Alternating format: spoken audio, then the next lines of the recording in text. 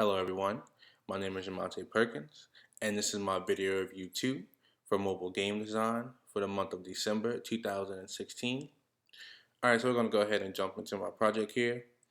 So last week for the turn-in, we basically just had to lay out our sprites on screen, and if we had any sounds, make them playable. So this week we had to go a little more in depth by adding in movement and things like that. So on screen here is my GameScene.swift file. And what I've done here is I've set up the physics for my ball so that it moves around on screen. Uh, and I also have it to where it will bounce off the corners of the screen and off of the gloves, the soccer gloves. Here I also implemented a start game file, which I'll probably end up changing the name of the function later on. But what it does as of right now, it keeps score for each player. Here you can see I'm setting up the ball right here so that once a player scores, the ball will reset itself after someone scores to the center of the screen. Here I'm adding points to the player who scores, if it's the player or the opponent, and I'm also implementing the sound for scoring here with the run score gold sound. And as of right now, I'm not printing it out on screen. I'm not displaying the score on screen, so it is printing out to the console down below. In my touches begin, I have the functions for the player sliding their finger over the player side of the glove. And same thing with touches moved here, just adding movement to the player.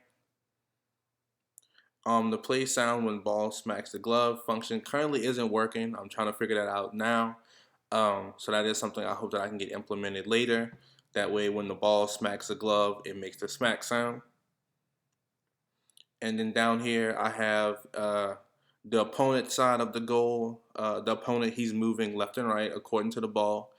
And then I also have my function to update the score when someone scores. And then another one to check the location of the ball to make sure it resets itself after someone has scored and things like that.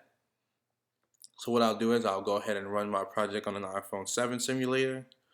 And we can check out some of the things I've done. As you can see, the game is playable. The ball bounces off the edge of the screens and off the gloves. And as you continue to go, it will pick up speed like a normal Pong game. And as you can see, I just scored. So what happens is I get the notification with the sound that I scored a point. And also the ball will reset itself to the opposite player who didn't score. That way they have a chance to hit the ball first. And just to show, I'll go ahead and miss this one. And he scored a point on me. And then if we check down in the log, we can see where I scored a point. I have the Xcode bug going on right now where it's constantly logging something to the console down here, but I looked it up and it is a bug, so it doesn't bother me.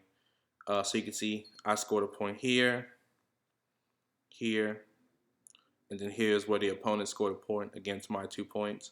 And as you heard in the background, he sounds like he's scoring on me over and over again, so now we're tied. And now he should be up by 1 somewhere, or unless that, there he goes, he's up by 1. So that is all for my project, and thank you for watching.